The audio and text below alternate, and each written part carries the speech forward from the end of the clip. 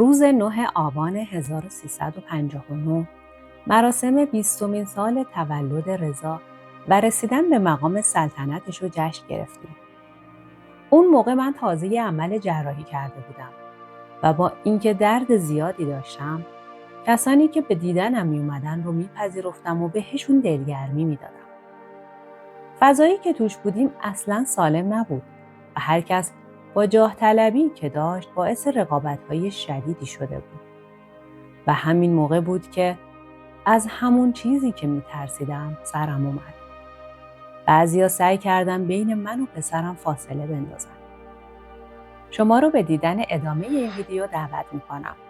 لطفاً تا انتهای این ویدیو منو همراهی کنید. 3 ماه به 20 سالگی رضا مونده بود. یعنی سنی که اون طبق قانون اساسی میتونست جانشین پدر بشه.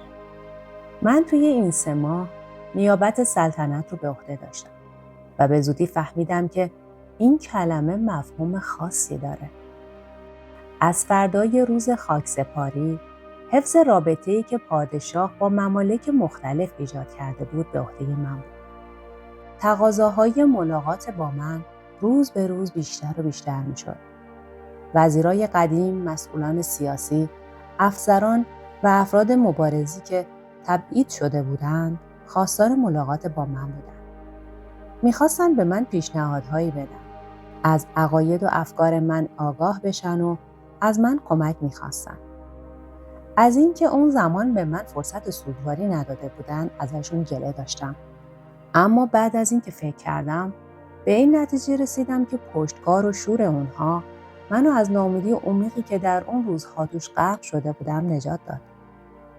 مهمترین گروه‌های مقاومت توی فرانسه، انگلیس و آمریکا تشکیل شده بود. ولی گروه‌هایی هم توی آلمان و مخصوصاً توی ترکیه فعالیت داشتن. هر کدوم از مسئولان عقیده‌ای در مورد چگونگی مقاومت داشتند و تمایل داشتند که پشتیبانی منو جلب کنند. بعضی‌ها هم تقاضای ملاقات محرمانه با من داشتند. خصوصاً تیمسار اویسی، آقای بختیاری و آقای معینیان رئیس دفتر مخصوص پادشاه رو ملاقات کردم. با خیلی از مبارزین هم در همه ساعت‌های روز و شب مذاکرات تلفنی داشتیم. بعضی وقتا هم مجبور بودم تا 2 یا 3 صبح برای تلفن به آمریکا منتظر بمونم. این گفتگوها اغلب دشوار و خسته کننده بود و میبایست عقیده خودم رو در مورد بعضی از مسائلی که حتی اطلاعات کافی در مورد اونها نداشتم بدم. هرچند که تعداد ما در آغاز کار زیاد نبود، اما میبایستی مبارزه رو ادامه بدیم. رئیس جمهوری مصر با بزرگواری همیشگیش از من خواست تا زمانی که مایلم توی کاخ قبه بمونم و یکی از اتاقهای کاخ رو به دفتر ما اختصاص داد.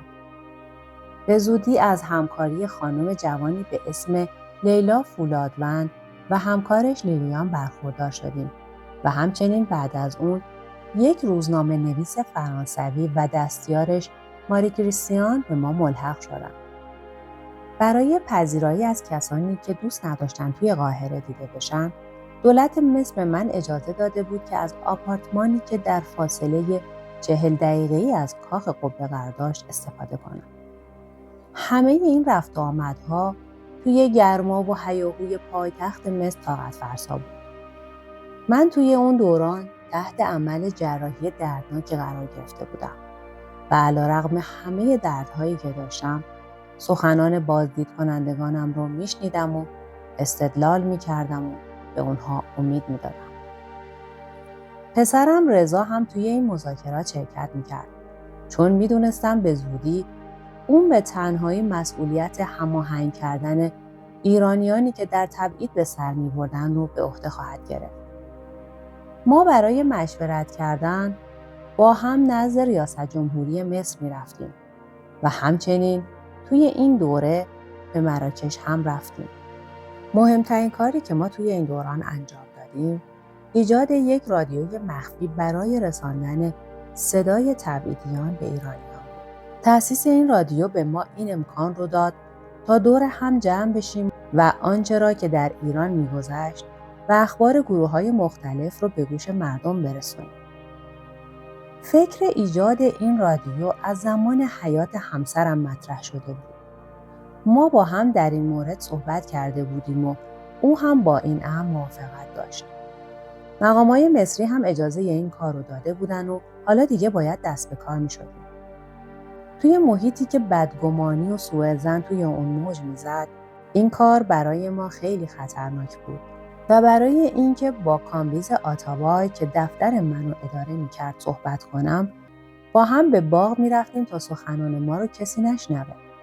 به احترام دولت مصر این راز باید پنهان میموند و گذشته از اون من هم مایل نبودم که کسی از فعالیت من در این مورد آگاهی داشته باشه. در عین حال هم میبایست کارمندانی را انتخاب می‌کردیم و بدیهی بود که انتخاب این کارمندان حرفه‌ای و با شهامتی که می‌دونستن جونشون در خطره ضروری بود. برای همه این مسائل پنهانی با پسر داییم رضا قطبی که توی پاریس زندگی می‌کرد و با یکی از شبکه‌های مقاومت هم در رابطه بود مشورت کردم. هدف اصلی نزدیک کردن و همکاری همه ایرانیان در تبعید برای مبارزه با رژیم بود. رادیویی که صدای همه این افراد بود و ما اسم این رادیو رو صدای ایران گذاشتیم. 3 مرد و 1 زن که از کارمندان سابق رادیو تلویزیون ملی ایران بودند برای این کار انتخاب شدند و اونها توی یه آپارتمان ساختگی در قاهره و با نام‌های اروپایی مشغول به کار بودند. اما به زودی صداشون توی ایران شناخته شد. برای اینکه جلب توجه نکنند، کمتر از خونه خارج می‌شدن و کارشون جمع‌آوری شده و طبقه بندی شده بود. و گاهن گزارش‌هایی که با مرکب نامرئی نوشته شده بود، از ایران برای ما فرستاده می‌شد. روزی رو به خاطر میارم که بعد از 9 ماه کامبیز آتاوای خبر آغاز کار رادیو رو به ما داد. منم رادیوی کوچیکی رو برداشتم و برای شنیدن اخبار به اتاقم رفتم و پنجره رو کاملا باز کردم. احساس خوشبختی می‌کردم. این صدا نخستین پیروزی در راه آزادی بود. روز 9 آبان سال 1359 ما 20مین سال تولد رضا و همچنین رسیدن نمادین اون به مقام سلطنت رو جشن گرفتیم. از 1 ماه پیش هم جنگ ایران و عراق آغاز شده بود و از این بدبختی که گریبانگیر مملکت شده بود، ما سعی کردیم مراسم رو هرچه محدودتر برگزار کنیم و برای همین هم پسر بزرگم فقط در برابر 1 دوربین تلویزیون و 1 خبرنگار جملات امیدبخشی رو بیان کرد. از 4 هفته قبل رضا به اطلاع مقام‌های تهران رسونده بود که آماده است به عنوان خلبان هواپیمای شکاری برای مبارزه با اشغالگران عراقی به ایران برگرده. همچنین نوشته بود در این زمان حیاتی برای مملکت حاضرم جانم را در راه حفظ وطن عزیزمان فدا کنم. ما در تمام شب مشغول فرستادن پیام رضا به وزارتخانه‌های مختلف توی تهران بودیم. بعضی‌ها مخابره رو قطع می‌کردند، بعضی‌ها هم متن رو تا آخر می‌گرفتند ولی هیچ کدوم جوابی نمی‌دادند. من هم به نوبه خودم طی اعلامیه‌ای گفتم به عنوان 1 زن ایرانی و مادر ولیعهد و آگاه از مسئولیت‌های تاریخی که از این پس بر شانه‌های من سنگینی می‌کند، امیدوارم که وقایع غم‌انگیزی که امروز شاهد آن هستیم به زودی پایان برسد. نیروهای خارجی که گمان می‌کنند بدون مجازات می‌توانند ایران را اشغال کنند، خواهند دانست که این سرزمین به ایرانیان تعلق دارد. ایرانیان هرگز حضور نیروهای خارجی را در خاک خود تحمل نخواهند کرد. قبول مسئولیت‌های سلطنت از سوی پسر ارشدم سرآغاز دوره‌ای پر از آشوب و دردناک برای ما بود.